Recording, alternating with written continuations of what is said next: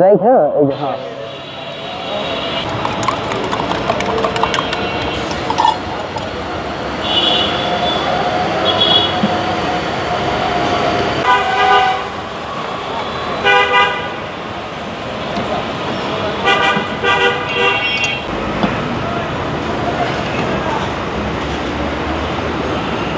thank you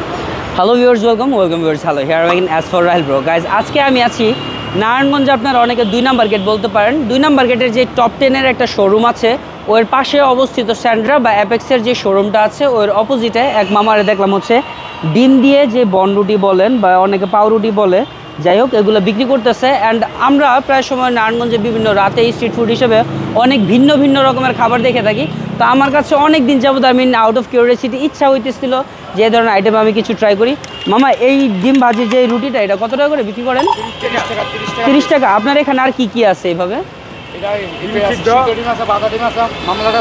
সিদ্ধ ডিম হচ্ছে 20 টাকা করে আর মামলেট হচ্ছে 25 টাকা করে আমি যে রুটি দিয়ে একটা ডিম নিয়েছি এর মধ্যে হালকা পাতলা পেঁয়াজ বা মরিচ দেখা যেতেছে এটা হচ্ছে গিয়ে 30 টাকা প্রাইস তো ভাবলাম যেহেতু স্ট্রিট ফুডে অনেক ধরনের ভিন্ন ভিন্ন রকমের আইটেম পাওয়া যায় তো মাঝে মাঝে রাতেরবেলা বের হবো আপনাদের কাছে চেষ্টা করবো ওই ভিন্ন ভিন্ন রকমের যে আইটেমগুলো আছে ওইটা প্রেজেন্ট করতে তা আমি আগে খায় নিই তারপর প্রেজেন্ট করতেছি অ্যাকচুয়ালি গাইজ এটার গরিবের বার্গারও বলা যাবে না বিকজ বার্গারের মধ্যে চিকেন থাকে বিফ থাকে বা চিজ থাকে আর এটা হচ্ছে গিয়ে ভিতরে একটা ডিম দিয়ে দিছে ডিম ভাজা উপরে আবার একটা বনরুটি দিয়ে দিছে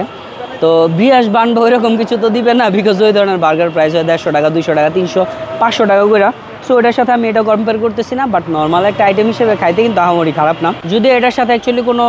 সস টাইপের বা মশলা জাতীয় কিছু দিত সারটা না বহু গুণে বাইরে যেত বাট 30 টাকা হিসেবে প্লেন একটা বান দিয়ে ডিম খাইতে পারেন চাইলে আপনারা বিভিন্ন রোডে ঘাটে দেখলে আমি দেখি যে এই ধরনের আইটেমগুলো পাওয়া যায় আর প্রচুর পরিমাণে ভিড় লেগে থাকে মামা আপনার এখানে এসে কটা থেকে কটা পর্যন্ত বিক্রি করেন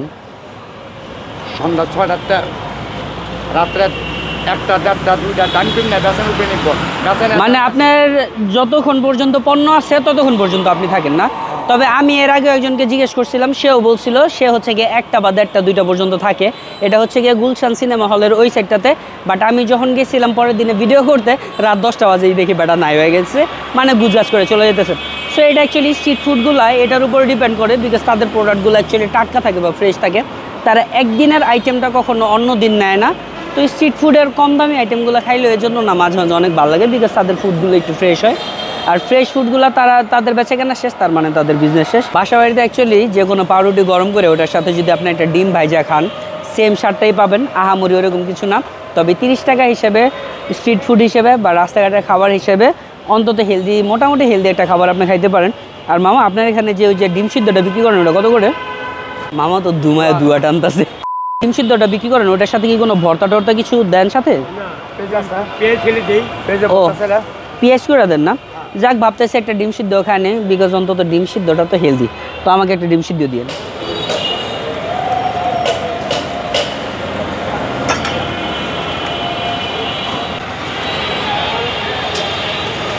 জানো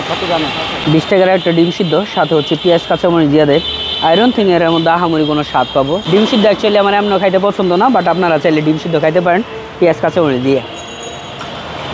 এর মধ্যে অ্যাকচুয়ালি আহামরি কিছুই ছিল না এক্সপ্লেন করার মতো সো গাইস আজকের ভিডিও অ্যাকচুয়ালি ছিল এতটুকুই আপনারা চাইলে 2 নাম্বার গেট বলেন চাষারা বলেন বা গুলশান সিনেমা হল বলেন এইসব জায়গা থেকে গিয়ে